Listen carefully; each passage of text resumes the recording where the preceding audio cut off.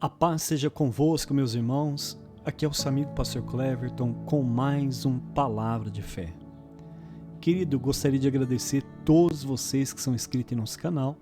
Eu gostaria de convidar que você ainda que não é inscrito, faça a sua inscrição, ative o sininho para não perder nenhuma das mensagens, deixe o seu like, o seu comentário e ajude nós a divulgar a palavra do Senhor. Jesus disse: ide por todo mundo e pregai o evangelho a toda criatura. Querido, no livro de Mateus capítulo 9, nós vemos ali Jesus revelando o seu plano de redenção ao perdoar e curar aquele paralítico em Cafarnaum.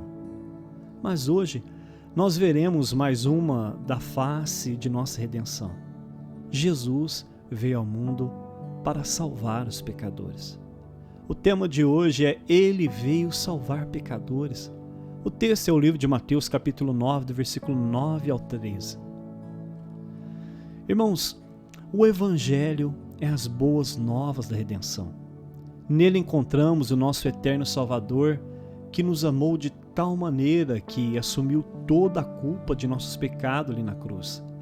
Jesus veio buscar e salvar aqueles que estavam perdidos em seus pecados.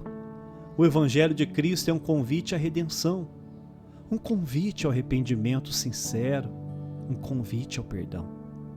Jesus não pode salvar pessoas orgulhosas, que acham que não precisa do perdão de Deus, mas Ele pode salvar todos aqueles que batem no seu peito em sinal de arrependimento e diz: tem misericórdia de mim, Senhor, que sou apenas um pecador.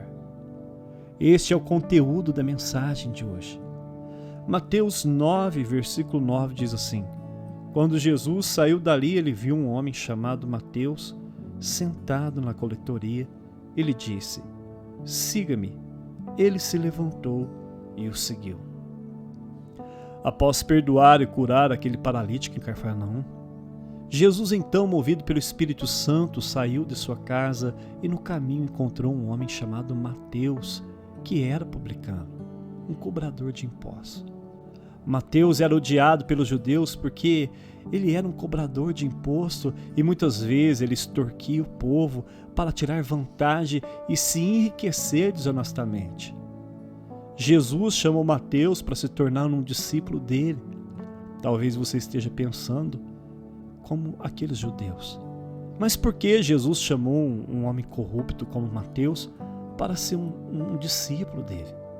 Bem, queridos, esta é a dinâmica do Evangelho de Cristo. Jesus veio ao mundo para buscar e salvar aquele que estava perdido. Mateus então logo se levantou e seguiu Jesus. Aqui vemos a prontidão de Mateus para seguir e servir a Cristo. Esta é a resposta que Jesus espera de todos nós no dia de hoje, de todos aqueles que recebem o convite do Evangelho da Graça. Mateus deixou aquele trabalho desonesto para seguir a Cristo. Por isso ele perdeu o emprego, mas encontrou um destino. Mateus perdeu uma boa renda, mas encontrou a honra. E essa honra foi tão grande que esse evangelho que nós estamos estudando foi ele quem escreveu.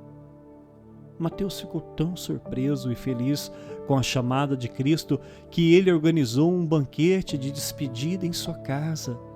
Mateus queria honrar Jesus, ele queria confessar publicamente aos seus amigos que agora ele era um discípulo de Cristo. E além disto, Mateus queria também apresentar aos seus amigos publicanos e pecadores para aquele que veio ao mundo buscar e salvar aquele que estava perdido. Mateus capítulo 9, versículo 10 diz assim: estando Jesus à mesa na casa de Mateus, muitos publicanos e pecadores vieram e tomaram lugares com Jesus e seus discípulos à mesa.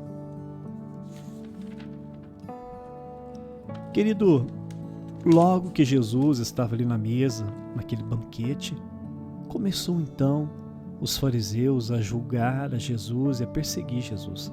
O texto aqui diz que Jesus estava com seu discípulo na mesa dos pecadores.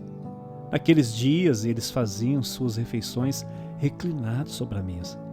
Por isso os fariseus se escandalizavam com Jesus e perguntavam aos seus discípulos: os líderes religiosos incriminaram o Salvador por se associar com aqueles pecadores. Veja, querido, Jesus, ele não estava lá para farrear com eles. Tem muito cristão que se une com pessoas para se embriagar e escarnecer, mas Jesus se unia para influenciar eles, para levar eles até o trono da graça de Deus. Mateus 9:11 diz assim que, vendo isso, os fariseus perguntavam aos seus discípulos: por que o seu mestre come com publicano e pecadores? Jesus, ao ouvir a pergunta dos fariseus, então deu uma boa resposta que levava todos eles a uma profunda reflexão. Os sãos não precisam de médico, e sim os doentes. Mateus 9:12. Os fariseus se consideravam espiritualmente saudáveis e por isso não estavam dispostos a se confessar necessitado de Jesus, o Salvador dos seus pecados. Na verdade, todos eles estavam espiritualmente muito doentes. Eles precisavam com urgência de uma cura interior. Mas em contrapartida, estavam ali os publicanos, os pecadores, sentados aos pés do Salvador, famintos pelo perdão e pela graça salvadora que há em Cristo.